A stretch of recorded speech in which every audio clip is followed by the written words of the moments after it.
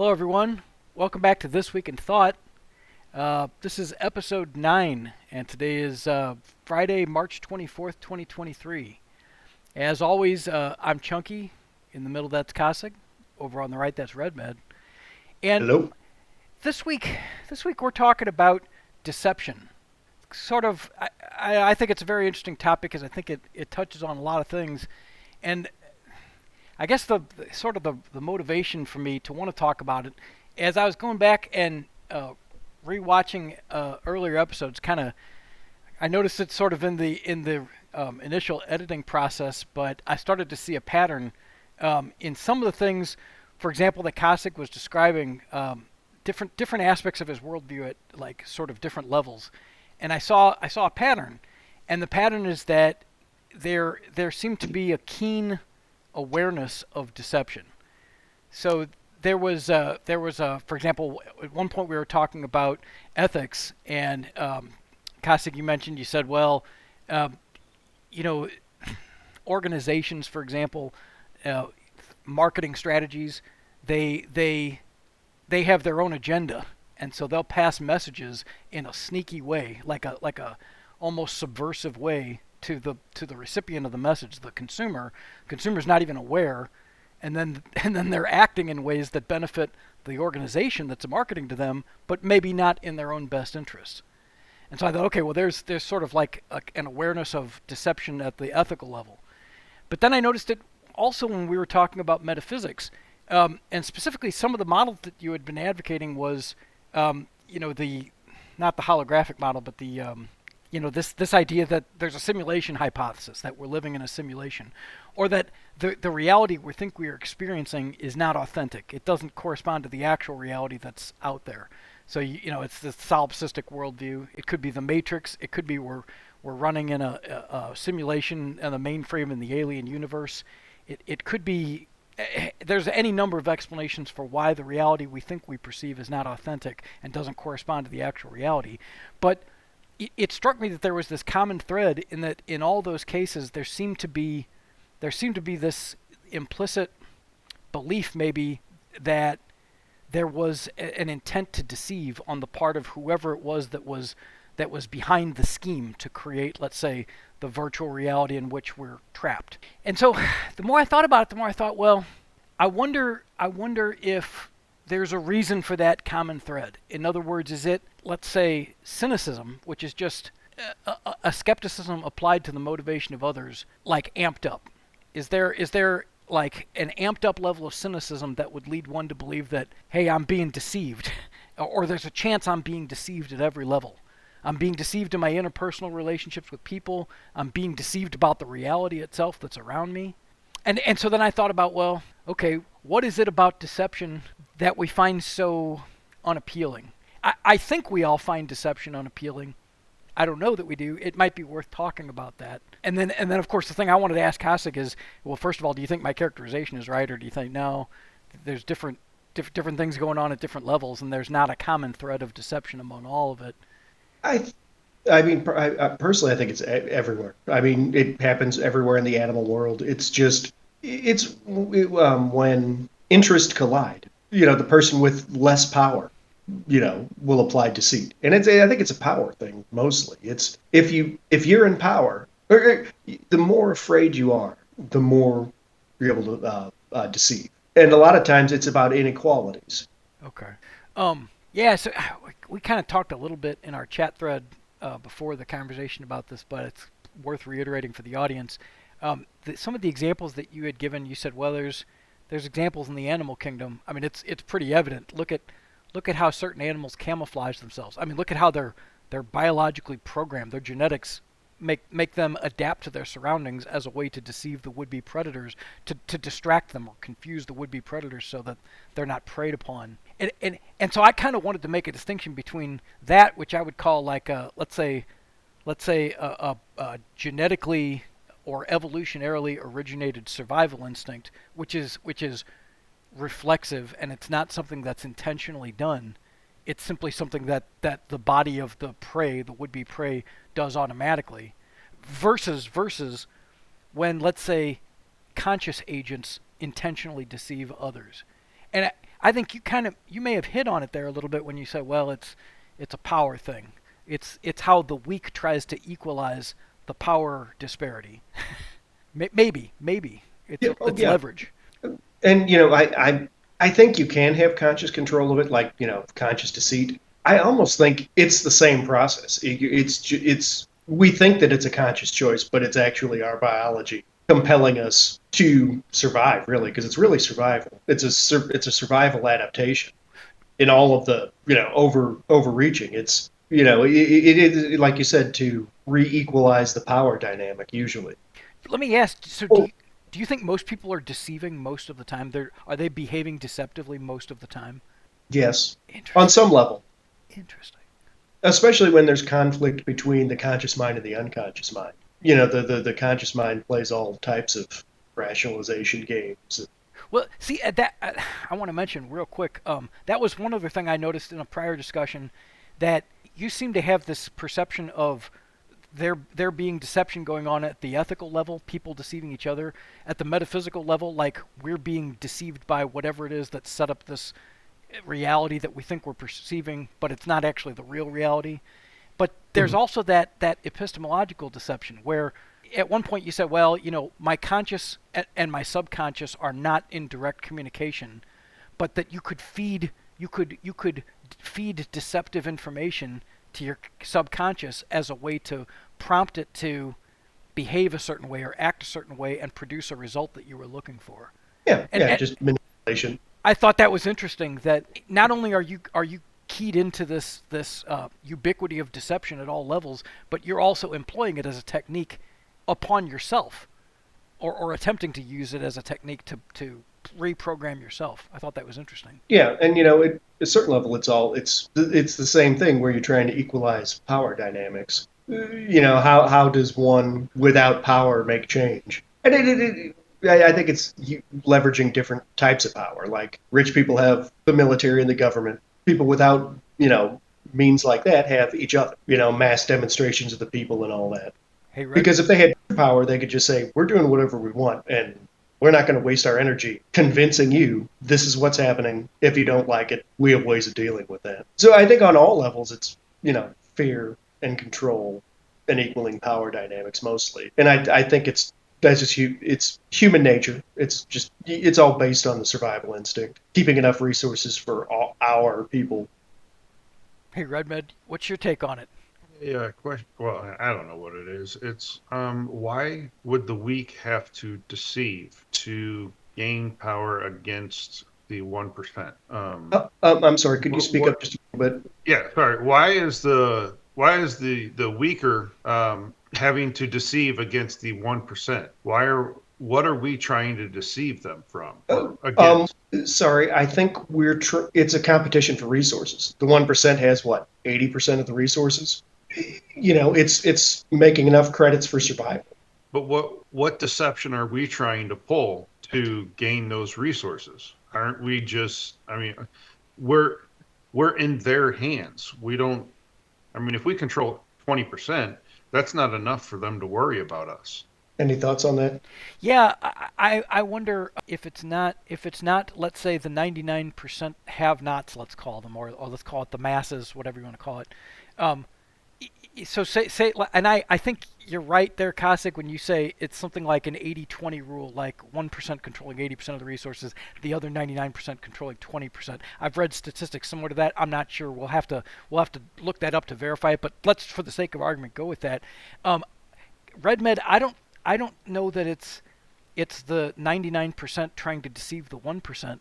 I think it's the 99% trying to deceive each other to compete over the 20% of resources that they collectively have to share among themselves.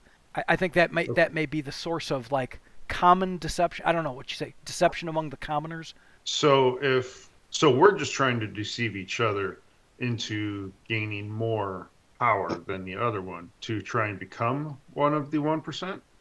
You know, It, you're making a good uh, point. Yeah, I think there's a lust on the part of most of the 99% to become one percenters, and it's a lust for control of resources, for safety. It's fear. Fear motivates it, I think. But that's my take on it. I don't. well, and it's time too.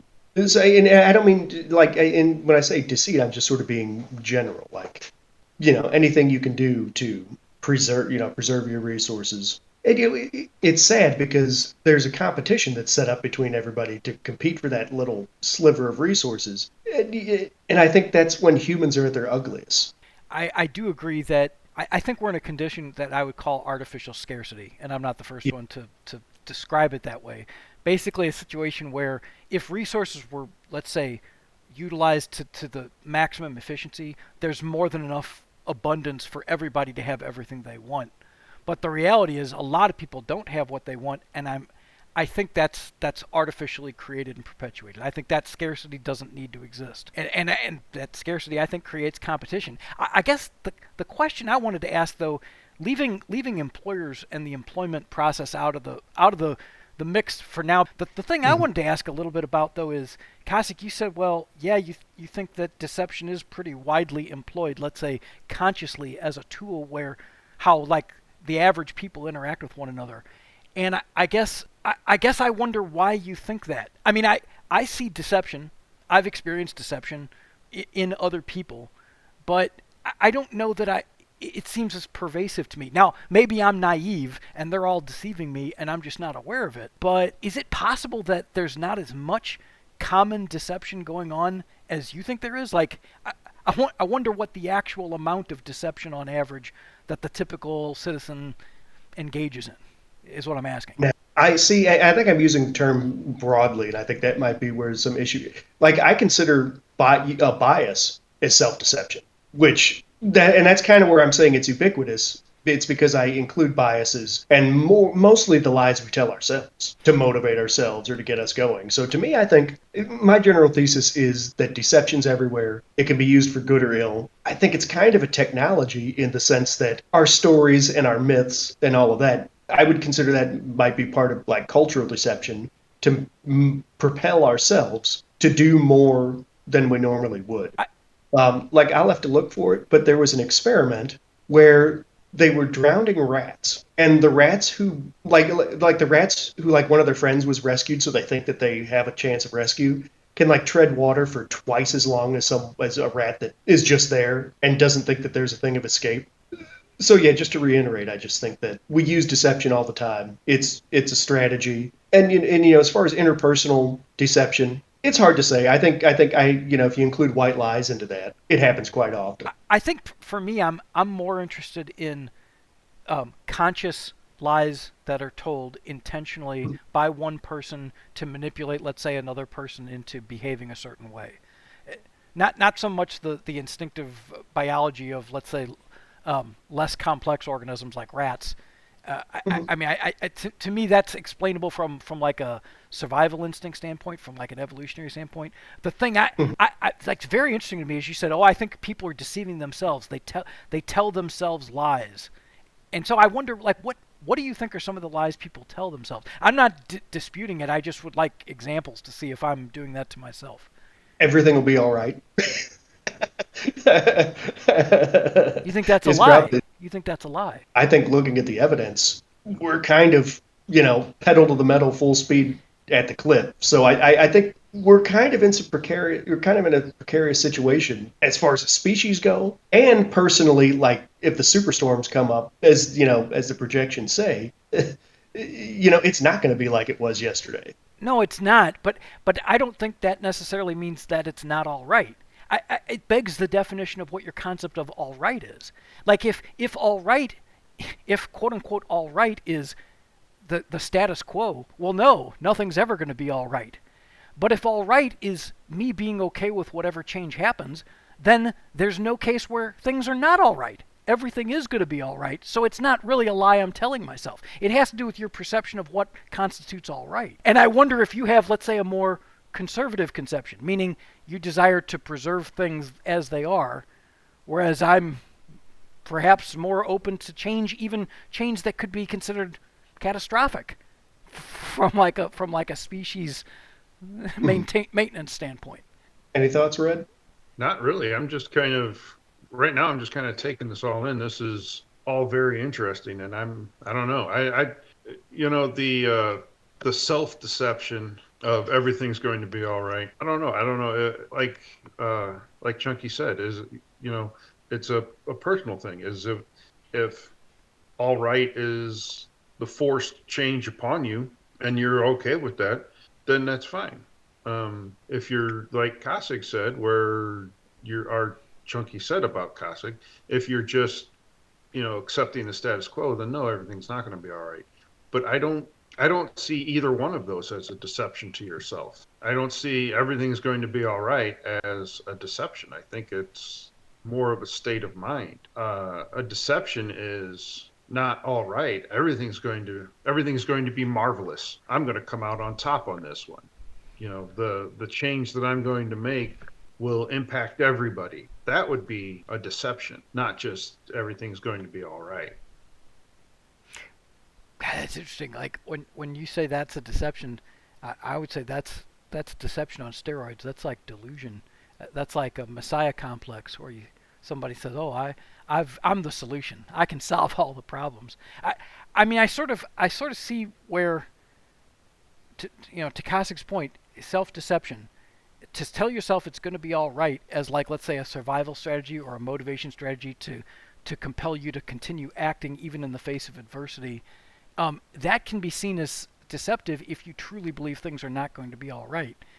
If you do think they're going to be all right, it's a motivation, but the other way. It's a motivation for you to create this self-fulfilling condition in which you do the things to fill in the gaps and make the not all right situation all right. And I'm saying that I've had experiences in my life where I had a very, very pessimistic attitude when I was younger, extremely cynical, and I really thought, I thought that failure is the rule, not the exception. And then I was fortunate to have met people in my life, like my wife, for one, where she really was kind of raised the other way. She thought, oh no, generally speaking, success is the rule and failure is just the rare exception. But the thing she told me for years and years, and until it finally kind of got through and sort of changed my way of thinking, is she said it's reality seems to be not on the fringes. It seems to tend toward the middle. So it's not that things are always good or always bad. Things are generally kind of even keel, and they're punctuated by like moments of highs, joys, ecstasy, and lows, misery and suffering. But those don't seem to really last. They seem to be like little spikes, and then it kind of returns to this average sort of normal level. And believe it or not, I was so pessimistic when I was a kid that just getting back to the idea that things can be on an even keel, on average, generally speaking, was an improvement in my outlook. That was like optimistic for me. I was like, wow, if we could just get to even keel, that's a hell of a lot better than the perpetual misery that I was expecting in every aspect of my life everywhere. So what I'm saying is it's just, in my experience, the changing of one's approach, one's outlook seems to have an impact on one's expectations. I don't know. And so as a result, I wonder if self-deception, like you called it, Kassig, is not as necessary of a tool to motivate somebody that's got a different outlook. Yes.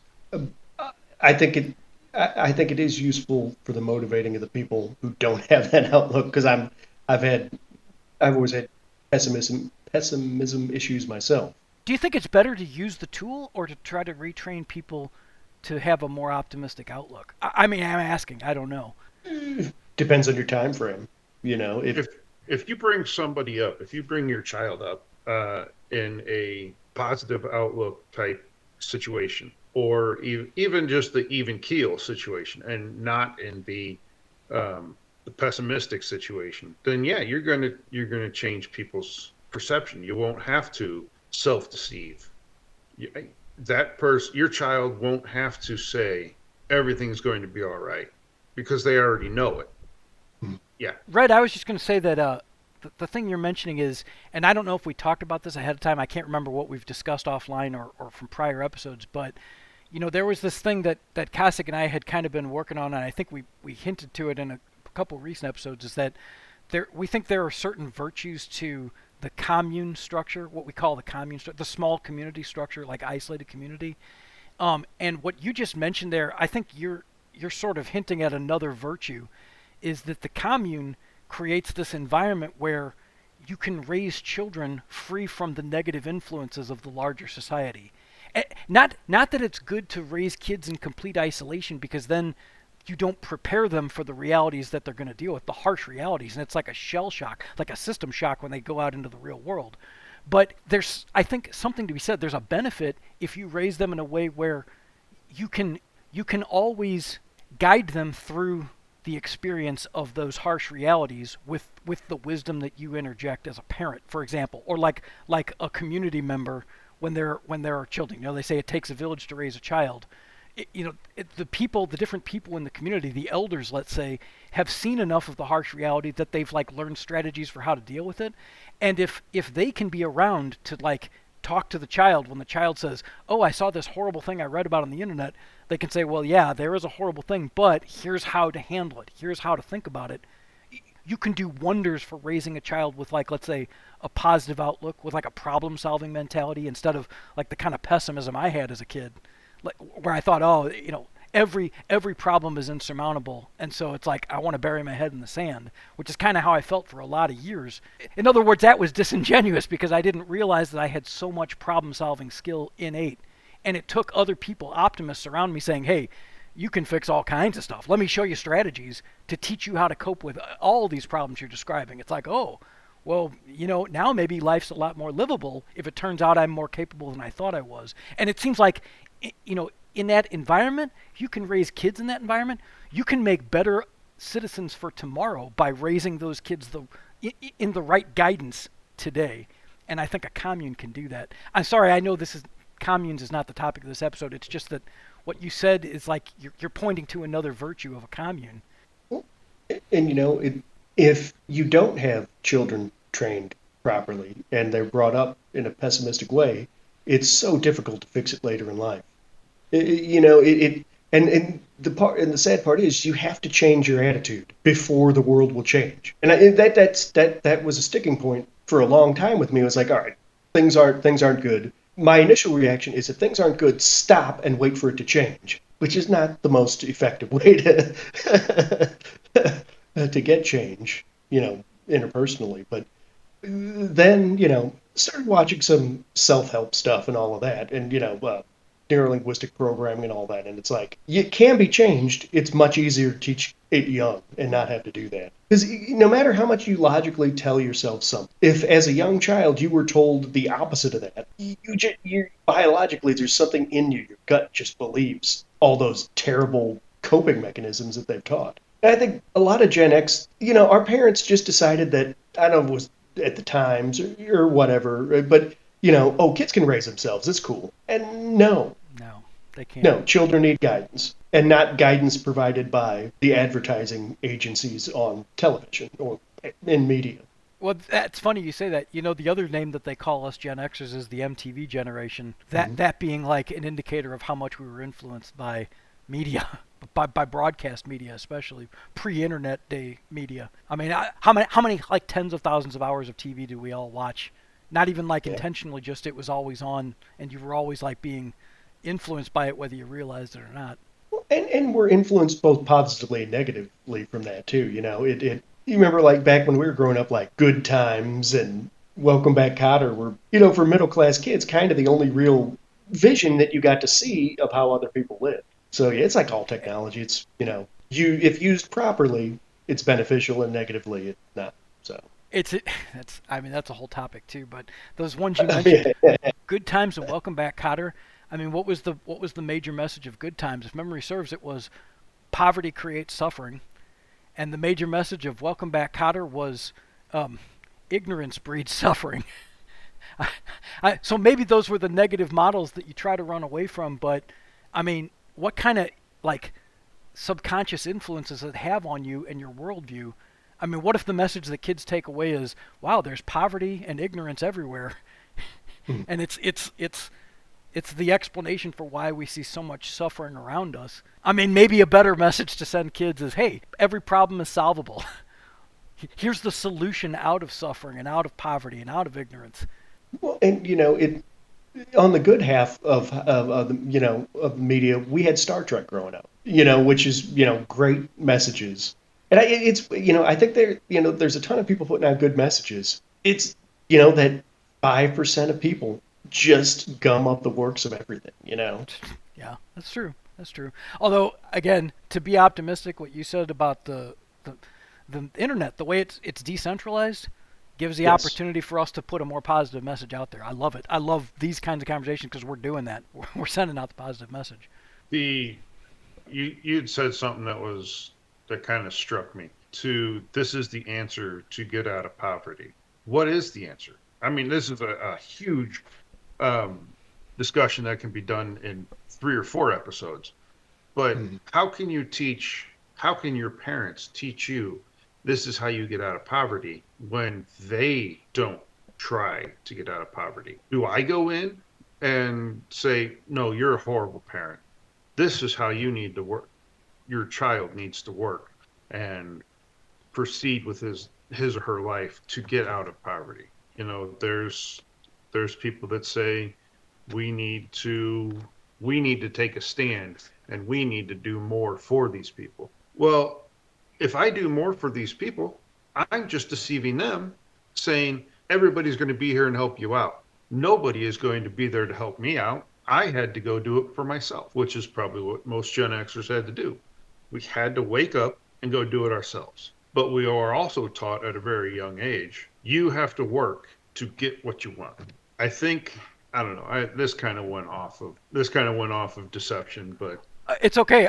Please pursue it because you're talking about important social issues. I think. I don't know. It's a very to link deception into it. It's a very systemic problem. It goes from the top all the way down. For this political official saying we're going to help you out, but really their deception to them is I'm only going to give you this leaf off of the olive branch, and you're going to have to live with it. Whereas they're saying, yeah, we'll do good for you. So I hate to bring politics into it also, but they're probably the biggest deceivers in the world, and they're not all the one percenters. When you say they, do you mean politicians? Is that the they you're referring to? Yes, Yeah. Yeah. yeah, I don't think you're going to get a lot of disagreement there. I think we probably are in complete and agreement. most politicians are not in the 1%, but they still have the power to create a mass deception to the people. And I believe you're correct, but I don't necessarily think that it's a group of people in back rooms, mustache twisting and all of that. I think it's just we live in a culture that says that money is everything. I think that rules like that make people behave in a way that appears like a conspiracy. It's just all of those people are acting in their best interest in the same way. There doesn't have to be communication between them. It's just the rules make it look like they're conspiring, but it's really just they're all just acting in their own self-interests. And it appears that there's a lot of collusion as far as how much of a global conspiracy, like everybody's a HYDRA agent or whatever. I don't think so, except that they're unwittingly doing it by following these rules that have been set up. Well, and that gets into the whole nurture, nature, epigenetics. It's Just what you're saying, Kassig. I think deception is tied into that. So I agree. By the way, I think that is a far more accurate characterization. And I got to say, there's a term I want to share. I don't know that we've ever said it on the podcast, but I love it. We use it a lot in different groups I've worked with. We've used the term as a way to remind ourselves to not place blame. And you guys probably heard it. It's called Hanlon's razor. You ever heard of Hanlon's razor? I'll put a link to it in the thing. Hanlon's razor says, "Never attribute to malice that which can be adequately explained by stupidity." And stupidity, I'm using that in the broadest sense because what Kassig's talking about, stupidity here is like ignorance of the facts. But we tend to want to say, well, there's a conspiracy going on, but in reality, there's just a lot of ignorance everywhere, and there's that greed and self-interest run amok, like unregulated, that causes people to get in competition and start to think that everybody's out to get me. Well, it's not you they're out to get. They're just looking out for number one. They've been programmed to look out for number one. But Red, something that you said, I don't know if you guys remember, there was another friend that I had mentioned a few weeks ago to you guys that I thought was going to join us. He said he would join us for a few episodes.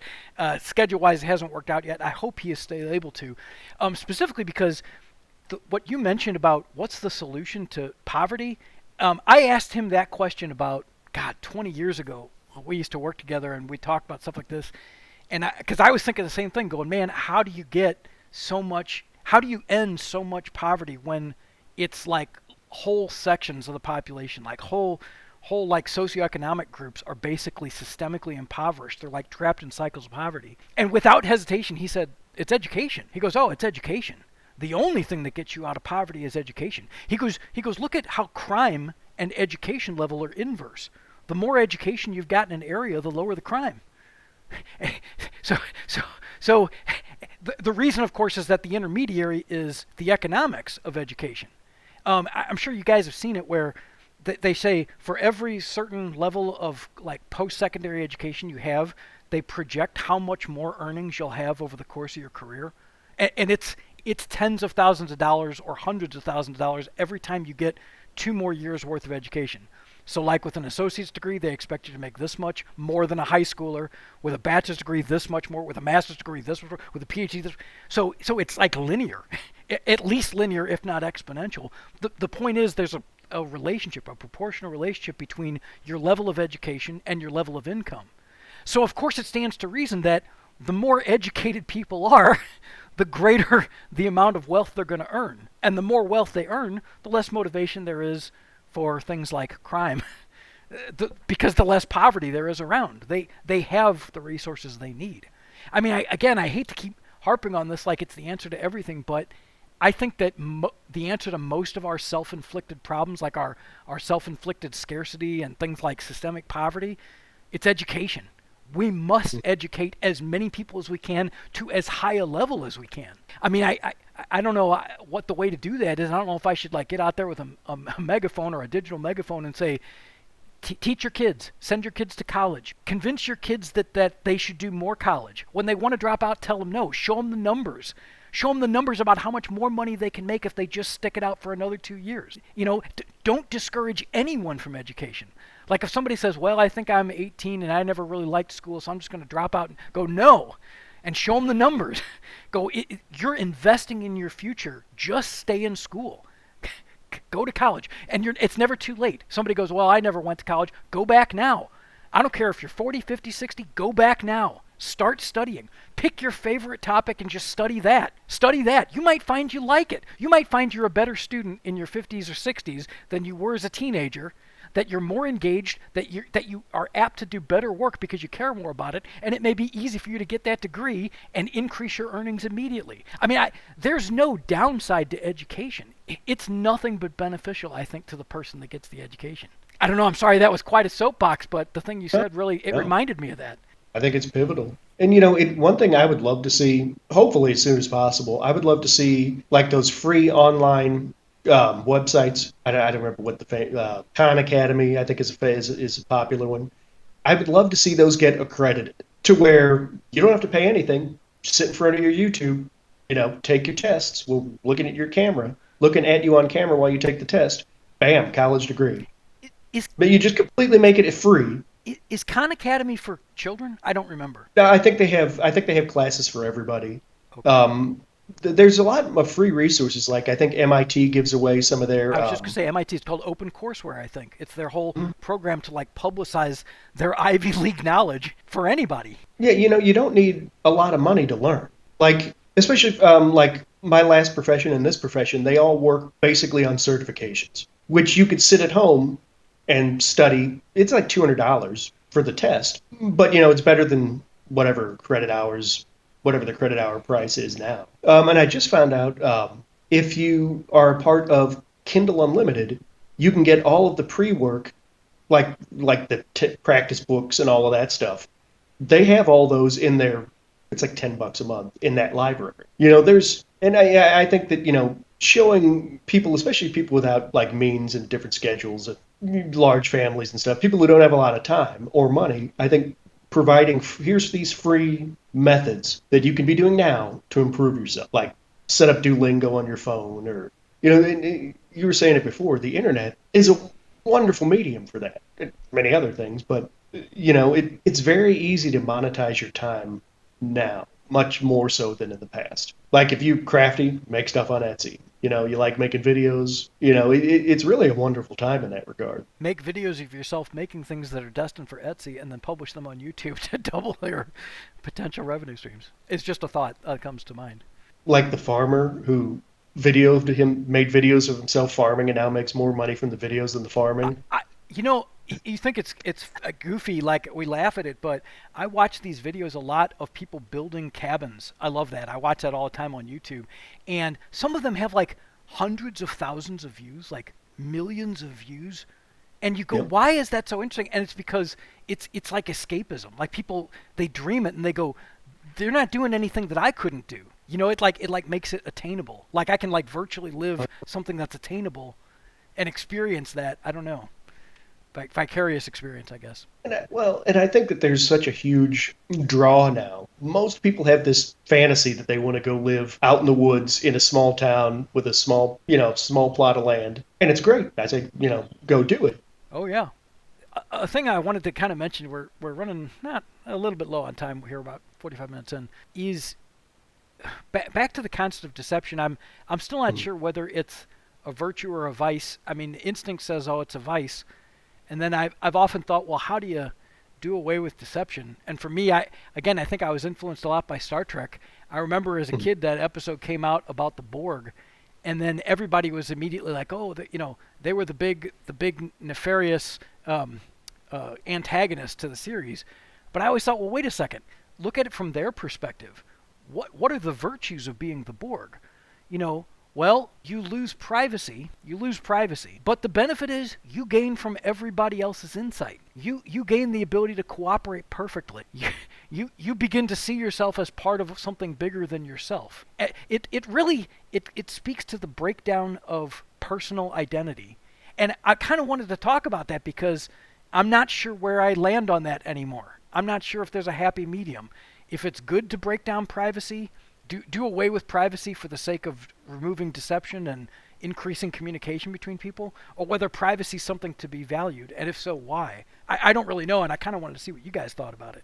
I think privacy is something to be valued. I'm trying to think of an example that we can't do away with, like money. The privacy of what I make and the privacy of my bank accounts. And in this day and age, that's something that I want to keep private. But we can talk our way out of that by saying we don't need the economics of everything if we all become in these small communities. But I think deception, as far as a virtue or a value or something, I'm not too sure. I think it's more of a virtue than a vice. Well, no, I don't think I think it's right in the middle. You have to have some forms of deception to live. You have to have some form of deception to bring your children up. I'm not going to tell my children when they're 4 years old, oh, there's hundreds of murders a year this year in the city of St. Louis. There's hundreds of murders in Chicago. Chicago is a dangerous place to live. Los Angeles, ooh, don't live there. When I can look at it in the other way and deceive them and say, look at what St. Louis has. Look at what Chicago has. Look at the positive things that Los Angeles has. It's that deception that you have to give. It's like Kassig said, the little white lies. Sure, the bad things are out there, but when your children are young, show them the positive. Deceive them to make them believe that the world is positive. So that way they will become a positive type person. And they won't think that they won't think of a pessimistic viewpoint of the world, like we tend to get brought into as we get older. I like what you're doing there. I mean, you're broadening the concept of deception to sins of omission, like not explicitly lying to someone, but by simply withholding, let's say, painful truth that doesn't shape the worldview you're trying to pass on to the kid. That's interesting. That's right on the fringe of whether, I mean, it's not hard deception. I didn't come out and tell my kid there are no murders. I simply didn't mention murder. And Right. I don't know whether, I mean, I see why you're calling it a deception. it's almost as though you're just choosing to focus on optimistic truths instead of pessimistic truths. I would ask you one question. You said, well, I certainly wouldn't tell my 4-year-old that, and I understand why you're saying that. But is there a certain age that a kid would get to? Let's say your kid gets to a certain age and you go, yeah, now I think I would tell them some of the murder statistics.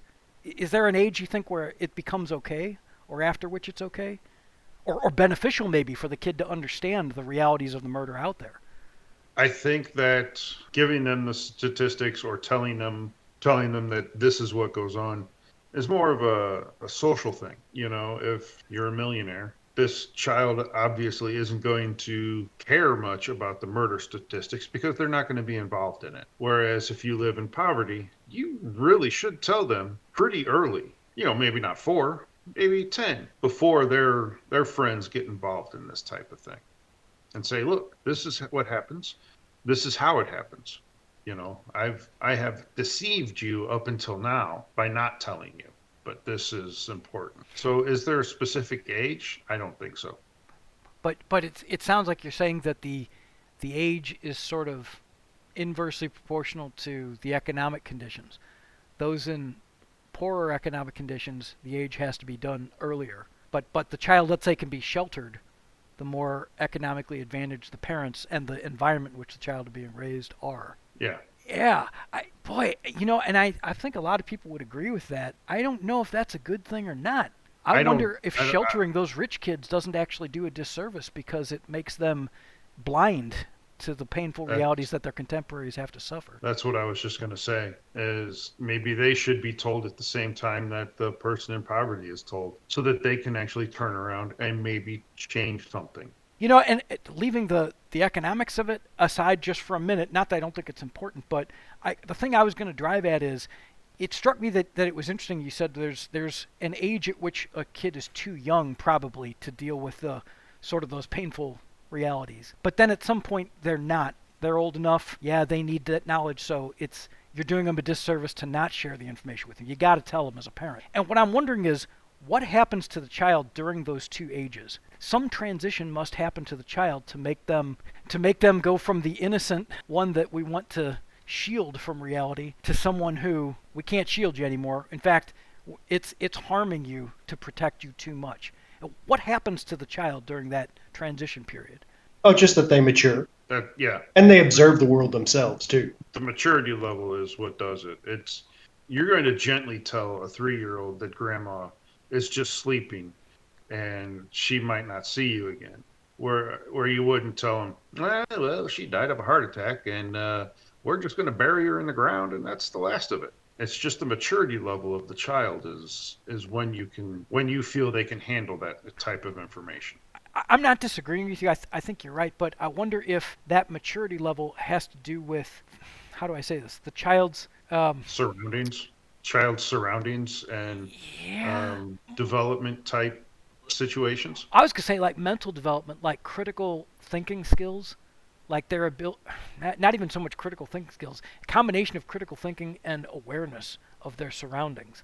Awareness of like reality beyond just the little sheltered environment of their family. I think about, when kids go to school, you send your kids off to school, that's got to be like the most traumatic shell shock for most kids. You know what I'm saying? Like they go from being this little sheltered environment where the parents kind of protect and nurture them and create sort of like this little utopia, and then they go off to school and I don't know, you guys probably remember that. For me, it was quite a shell shock. It was like, oh, this is like Lord of the Flies. This is like, there are assholes and idiots everywhere. They're all looking out for themselves. They're forming social groups and cliques, and they're like emotionally abusing one another by excluding them. And then some people are just trying to exploit them. Some people are just bullies. They're just straight up violent. And I remember thinking, and there's one teacher for like 30 kids. So that teacher is only giving each of us 1/30th of their attention, which means there's a lot of like horrible shit going on all the time. And so for me, that was like the moment. Boy, whatever innocence I had by the time I was 4 or 5 or whenever the school started, that shit went out the window real quick. And so I wonder if, you mentioned 4, and that's what made me think, well, what was I like at 4? And it was all about before school and after school. Before I was in school, I was wide-eyed and naive, and after that, boy, I had seen the other side of the mountain and it was not pretty. And I wonder if you guys had similar experiences. I remember my first day of preschool, so something like that. Yeah. It was very scary until I realized that all the other kids were playing, and then I was fine. Yeah, I don't remember shit. I don't know. Honestly, I don't remember much about school except for I've got a very selective memory. So the first day of school, I don't remember. Huh. Do you remember having this like realization that, oh, this is screwed up? That was like my response to it was like, this is chaos. I just came from order and I know what order's like, and this is chaos here. This is like mismanagement and I felt like it was like inmates. This is like a prison is kind of what it felt like. What I imagined prison was like. I got along with the other students. I didn't like the teachers at all. Interesting. Especially when at a certain age you realize, and this might be triggering, so is to you have to warn kids about physical violence, but you also have they're other kids. You also have to warn them at some point about adults and how they misbehave and how to handle that, which is kind of a shock as a kid. Yeah, you're reminding me of something that happened years later. We had a similar experience with a certain teacher, and I think I know. I'm not sure what specifically you're referring to. I'm thinking of specific things that happened, and it was the first time that I thought this adult is not just oblivious and like a bad moderator of the behavior, but they're actually like something going on mentally where they're not stable and they shouldn't be around anybody, much less children. And I remember thinking, how did they get to a position of authority? Like, they shouldn't be here. And that's a scary thing as a kid. That's like how do you deal with that? And you start realizing that the adults don't really know as much as they say they do. And then you start digging in, it's like, what is wrong with society? And I remember thinking this, as soon as I saw you go to the library and you look at some statistics about stuff, it's like, this is unsustainable. This isn't going to work in the long term. And then you start looking for, and I think a lot of people do have good answers and all of that. But at the time, as a kid, especially in 1990 or whatever, you look and there was no one doing almost anything, and the people who were vilified as terrorists. And it's right. I think you have to tell the kids before they get to that stage themselves. Like you guys were saying, where you could provide some context. Yeah, absolutely. Absolutely. I don't know. I can't say enough about what I think the virtues are of the commune. And I know every time I say that, I'm afraid it conjures up this image in people's minds of like something bad, like a cult-like thing. And I don't mean that. I mean something very open, very transparent, but that has all those good features of like being able to shelter, children, people in the environment.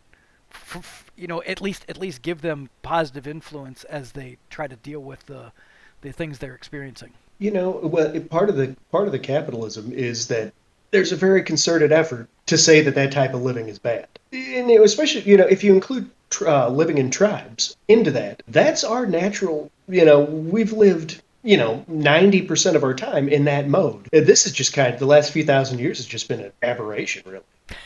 Yeah. Yeah. And, maybe we'll return to that. Maybe that's the answer.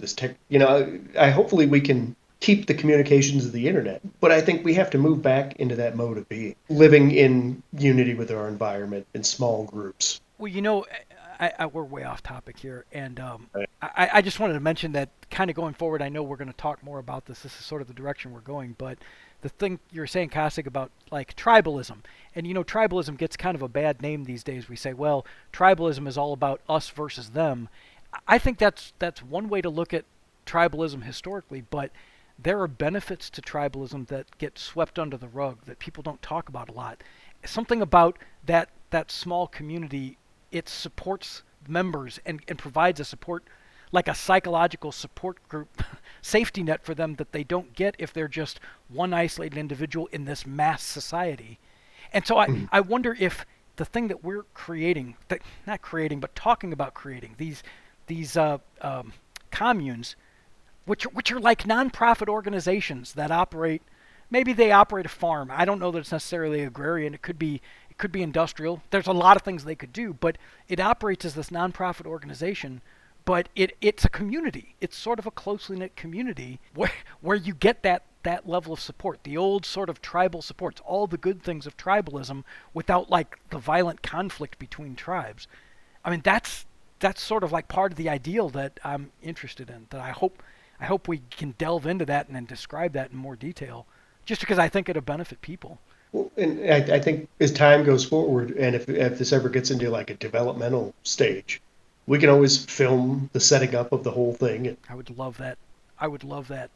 If the time comes, I really hope we have the time and the money to be able to do that, because I would love to. I'd love to make it happen, and just like you said, I'd love to record it and share with people what we're doing. Like the unvarnished, here's all the failures and the mistakes we made, but yet here's how we overcame them and persisted, because there's lessons in that too. Yeah. Hey, I hate to do this. We have a little bit of time, although we're kind of running out now.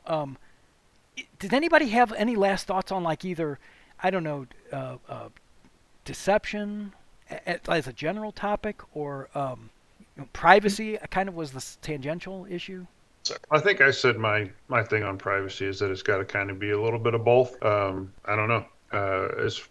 But deception, I think deception, unfortunately, is needed in society to kind of progress it, whether it be little bits of deception or major deception. I'm not sure, but I think it's needed. But it's still right in the middle for me. It's not a virtue. It's not a vice. It's just a needed thing. Hey, Red, just kind of a quick follow-up. I get what you're saying about deception, and I'm more open to the possibility that there's value in deception, even though my knee-jerk reaction says no, there's not, and it's a bad thing. But let me ask you the other side of that. I think earlier you said you thought privacy, I don't know if you called it a virtue, but I think you said it was valuable, meaning there were certain aspects of privacy you didn't want to give up. And then you qualified it a little bit, and you said, well, unless, of course, we were going to move into something like, let's say, the post-economic society or post-scarcity economy, where I don't need to worry about my bank account because money becomes meaningless.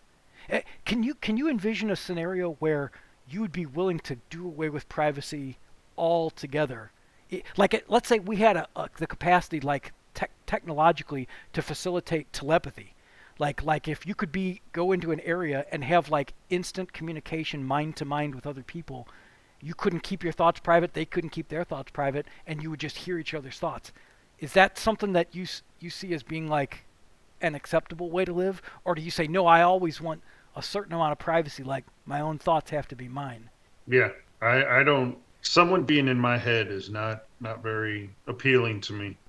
Someone being, even just having that person a fly on the wall, per se, in my own house. I don't know. I want my thoughts to be mine. I want my time in my house, whether I'm cleaning or working on a project. I want that to be mine, where I can focus on that thing and just kind of zone out of reality.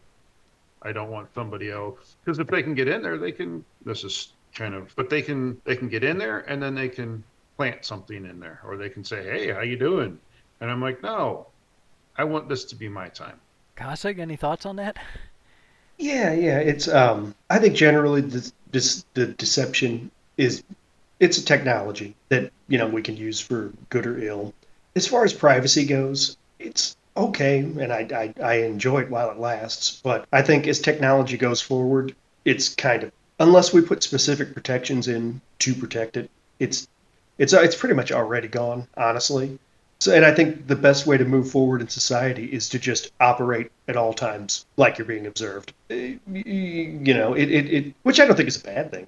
It's people have to mind their manners now, because anytime you decide to flip out in public, there's a camera watching you. But I think that's just going to that's just going to become the future. Like, all your devices, your devices are listening to you when you aren't using them. And everything's going to have that functionality. So blocking that out, you may have to sit in a Faraday cage. Or throw away all your internet-connected devices and go live in a cabin in the woods. Right. Which I want to have both. So yeah, I want the connectivity to keep connected information-wise, but I want, part of me values the privacy, and I don't know if that's a carryover from the days of modesty that I was trained and brainwashed to believe as a kid. Things like, for example, you go, well, when you're doing the things you do in the bathroom, typically by yourself with the door locked, those are things that you want to be private. And there's a whole variety of things you do in there. And most people, I think if you ask them, they go, yeah, I don't really want most people to see that when I'm doing those things. But then I say, well, why is that? Is that a puritanical set of ethics that says, oh, yeah, these are things that you should not share with others? I mean, really, they're bodily functions. The whole gamut of things you might do in the bathroom, those are all bodily functions. There's really nothing to be ashamed about, provided that you don't have this like corrupt view of human existence. You don't think that human existence is evil. But yet we desire that. We desire privacy. I mean, hell, we desire modesty. Even if there weren't laws enforcing modesty, I bet most of us would walk around with clothes on. And not just because it's cold outside. I'm saying even in the summertime, I'll bet you most of us would wear shorts. Just because there's a sense of modesty. There's a sense of, yeah, I don't want to share some of my biology, some of my anatomy with everybody, with a general audience. Yeah, I wonder how much of it is cultural training, which I suspect is probably quite a bit. It probably begs a larger discussion, which is that a good feature of our culture? That certain, puritanical modesty, let's say, and privacy and a desire to exclude people from certain activities that I do? Or is that something that's detrimental because it creates these false divisions between people? Meaning if you had a tribe of, let's say, natives somewhere that walked around naked and pooped in front of each other and things like that, are they actually a much more closely knit society? I'm not advocating we do it. I'm just saying it might be worth comparing the upsides and downsides to that. Yeah. That's a good experiment to do. I don't see anybody volunteer. Yeah, let me know. What are you doing? I'm living my natural life, man. I'll just read the summary afterwards. I don't think I want to be part of that one. What's that shovel for? That? What's that shovel for? Oh, that would be a great name for a sociological experiment. What's that shovel for? And I think most of these ways have been done before, so we can look back and see what works and what doesn't. Like I think some trench toilets might be some necessary technology for humans living together. Latrines, I think they call them latrines. That could just be training, a big myth. Big know, toilets lies. I don't know. Okay, well, we're kind of coming up on it now, just time-wise. So anybody got any last thoughts about this or about the upcoming episodes?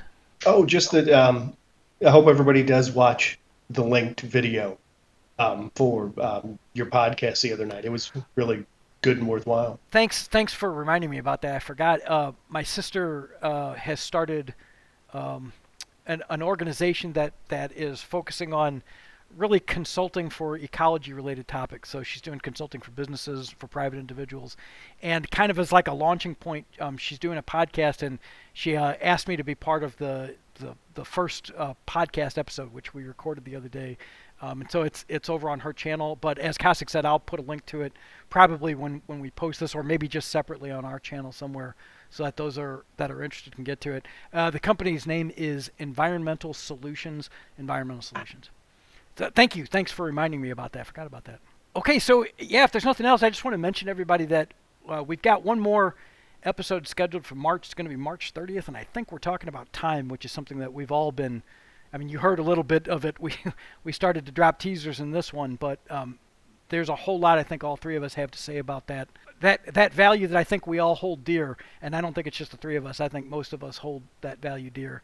So I would very much recommend that the viewers, no matter what you've watched up to this point, watch episode 10. That's going to be forthcoming, because it's going to be one that is going to be significant for, I think, everybody that watches it. We're a few episodes behind on the editing, so we haven't actually published 7 and 8, and this is episode 9, so those will be forthcoming. It may end up being April before those get published. We may end up dropping a few of them kind of back-to-back here, so hopefully you all are following along with us. As I mentioned before, we're putting them on a playlist called Season 1, so the first 6 episodes are there already. These will be coming, and we'll add them right into there as you go, so you can watch them all in order, kind of see the progression of the discussion, since a lot of it is sort of serial. I think that's all I had. Anybody else have anything else they want to mention, or? No. Yeah, no. Just hope everybody stays positive and, keep doing what you're doing. As long as as long as you're working to perpetuate and improve society. Right. Otherwise, don't. Otherwise, stop it. Right away. Cool. Okay, well, Once again, thanks, guys. This was a great episode. Appreciate it. For everybody that participated and everybody that watched, have a good week. Have a good rest of March. Have a great night. Okay. See ya. See ya. In between. The opinions expressed in the preceding podcast are not necessarily those of the individuals who expressed those opinions. The creators and participants of this podcast hereby absolve themselves of any and all liability for damages that might arise as a result of the viewing, hearing, or acting upon the ideas expressed in this podcast. By watching or listening to this podcast, you hereby agree to defend, indemnify, and hold harmless the creators and participants of this podcast from any and all claims, demands, damages, or liabilities resulting from the experiencing of the contents of this podcast.